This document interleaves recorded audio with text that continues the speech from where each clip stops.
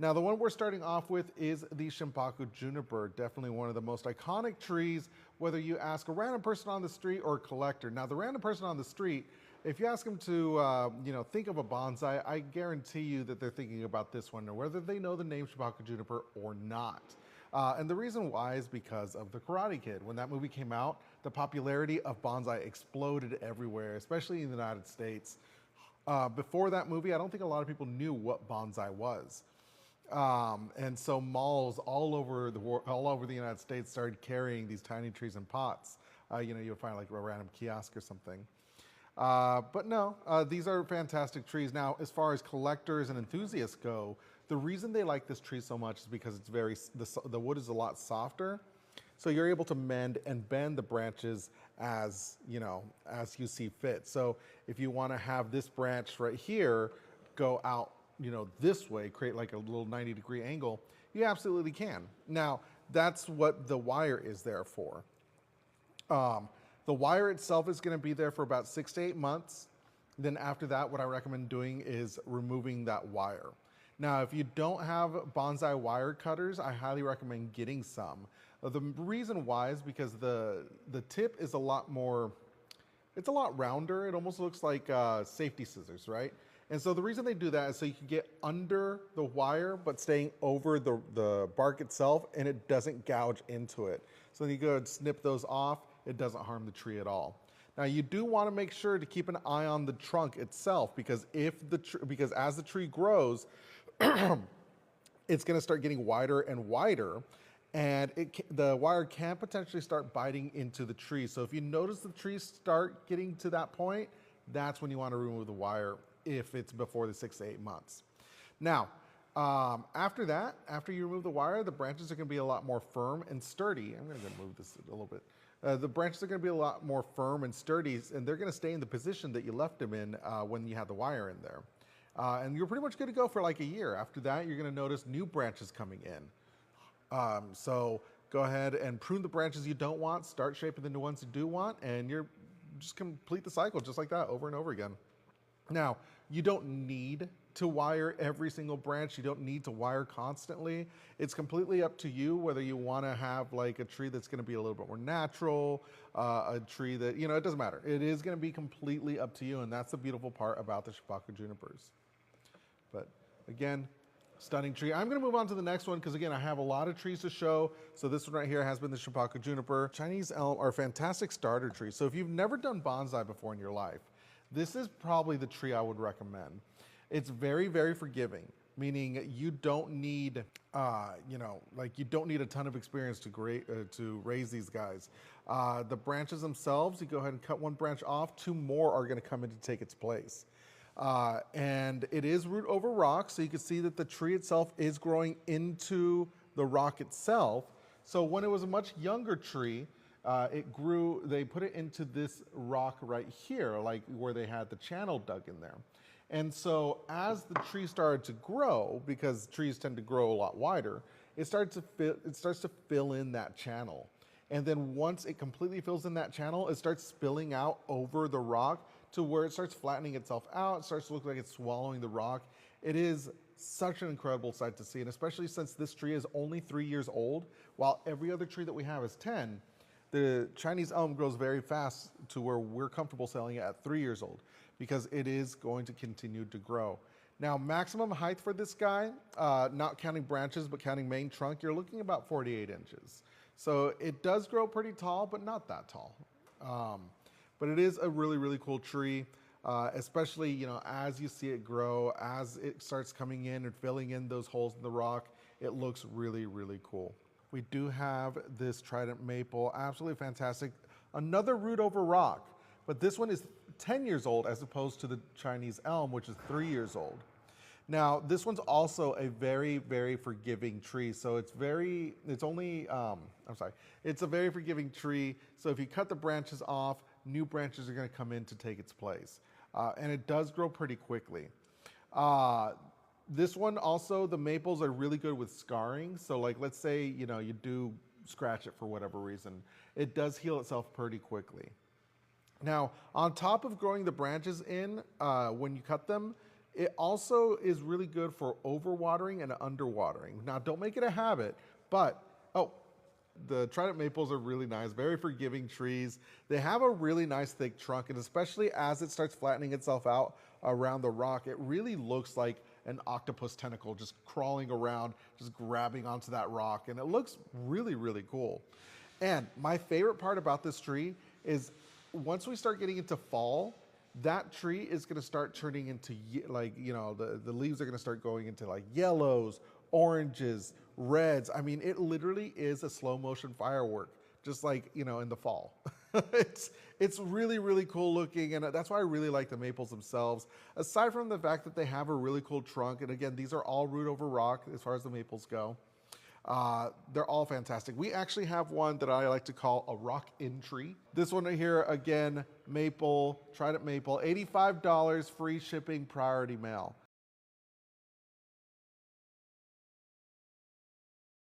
Say like if you're new and you want to just jump into something that doesn't require a ton of extra work, I would probably go for a Trident Maple or the Chinese elm. Those are really fantastic starter trees. So the Chinese elm is only 3 years old as opposed to the Shimpaku Juniper and the maple where they're 10 years old. So the Chinese elm right here, it is root over rock, and you can see it growing through the rock right here.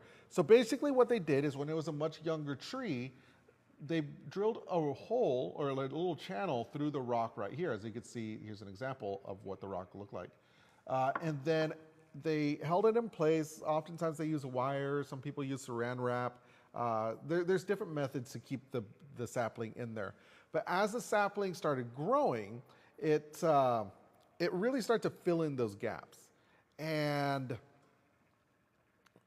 you know, it started to, like, once it filled in those gaps, it's going to start to flatten out around the rock. It is actually such a really cool thing to look at. Again, the tree's only 3 years old, so it's not completely filled in, but it will start. It is locked in though. But it's going to start to like really fill it in. It looks really, really cool. Absolutely fantastic. I've seen these 20, 30-year-old Chinese elm root over rock trees, and they look absolutely stunning. It just looks like it's completely crawling over the rock, really holding on to it.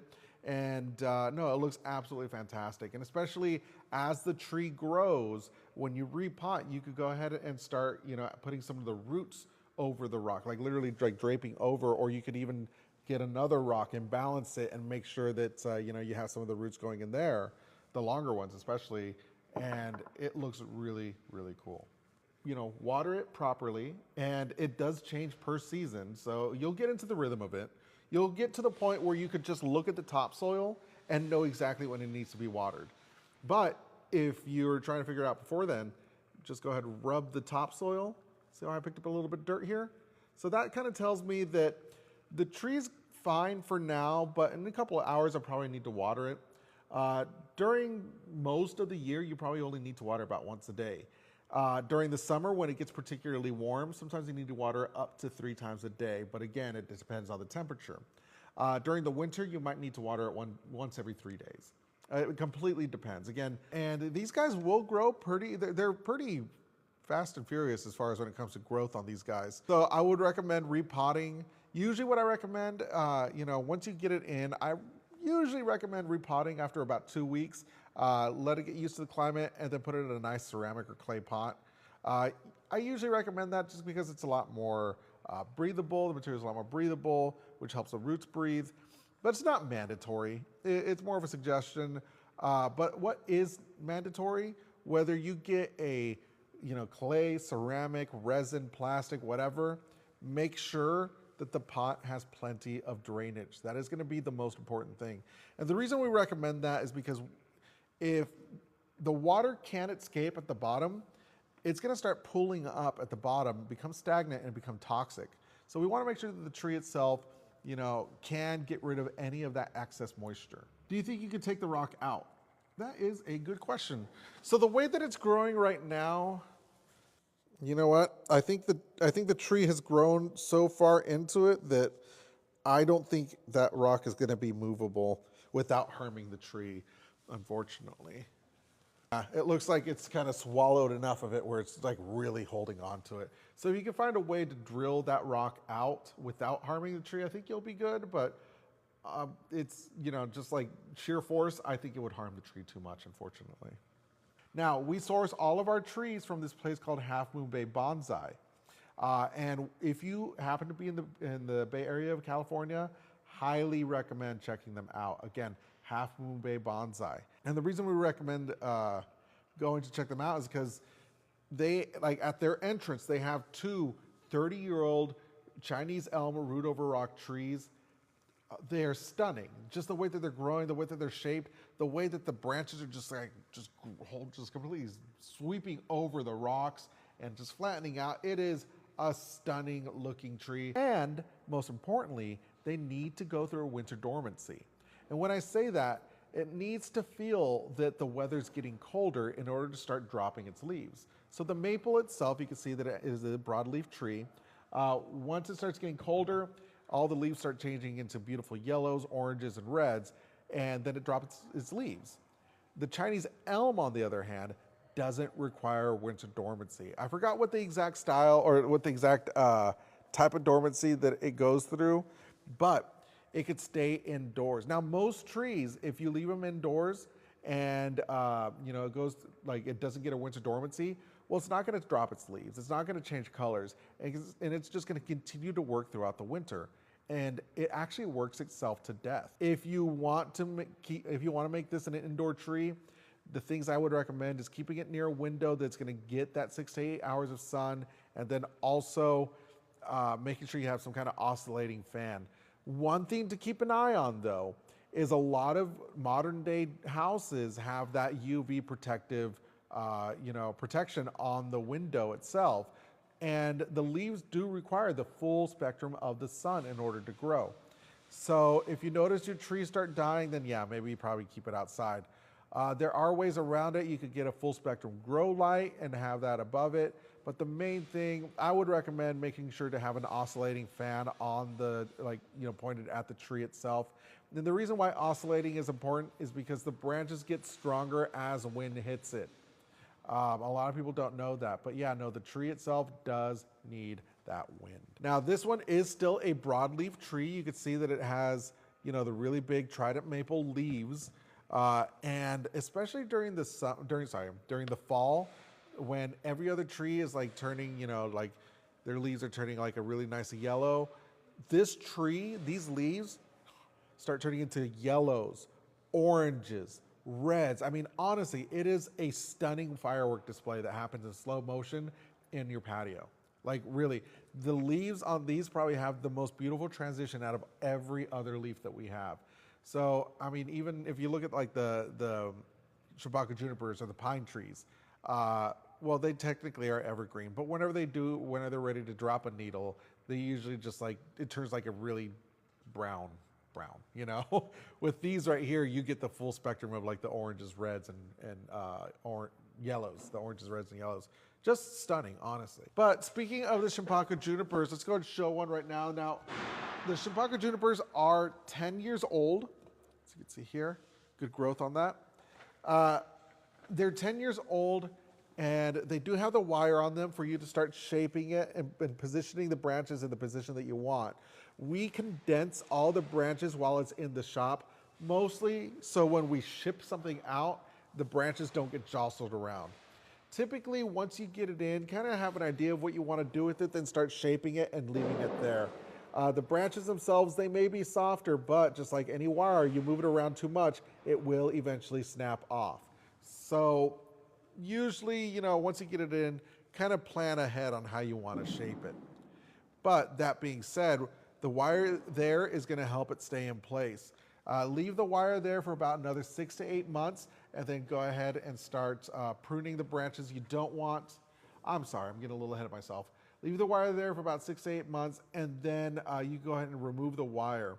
Now, I would also keep an eye on the trunk itself.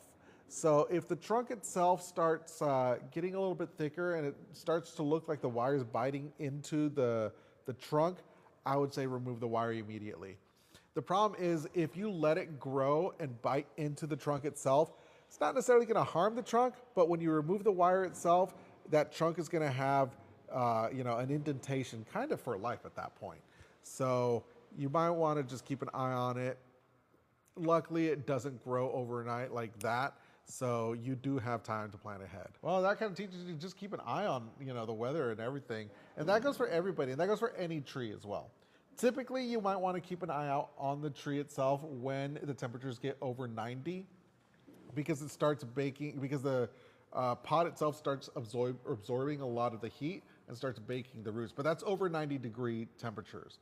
If it ever gets over 0, you want to go ahead and cover the pot in mulch. Now, keep in mind, both situations, it's because of the pot. It's not because of the tree.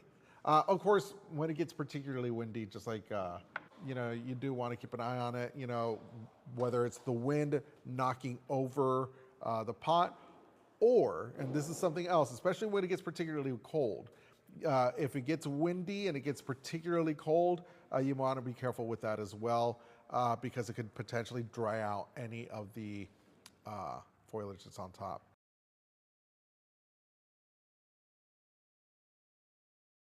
Is $85. One thing I did not mention for the Shimpaku Juniper is $120. So if you're interested in the Shimpaku Junipers, $120. But the Chinese elms, they're $85, and the maples are $85 as well. One thing to keep in mind, that when you buy a tree through us, the only thing you're paying for are the tree and taxes, and that's it. We're going to take care of the shipping for you. We're going to send it through USPS priority mail. We want to make sure the tree gets to you fast, safe, and it doesn't stay out of the sun for too long. So just to let you guys know. All right, guys, it is 1:05. I have been streaming for a little bit longer than I usually do. I just want to say thank you, everybody who watched, and don't forget to follow Bonsai with Time. I make a lot of short videos there, and we're so close to 1,000. I'd love to be able to get to 1,000 soon. You guys, take care, and I appreciate you guys.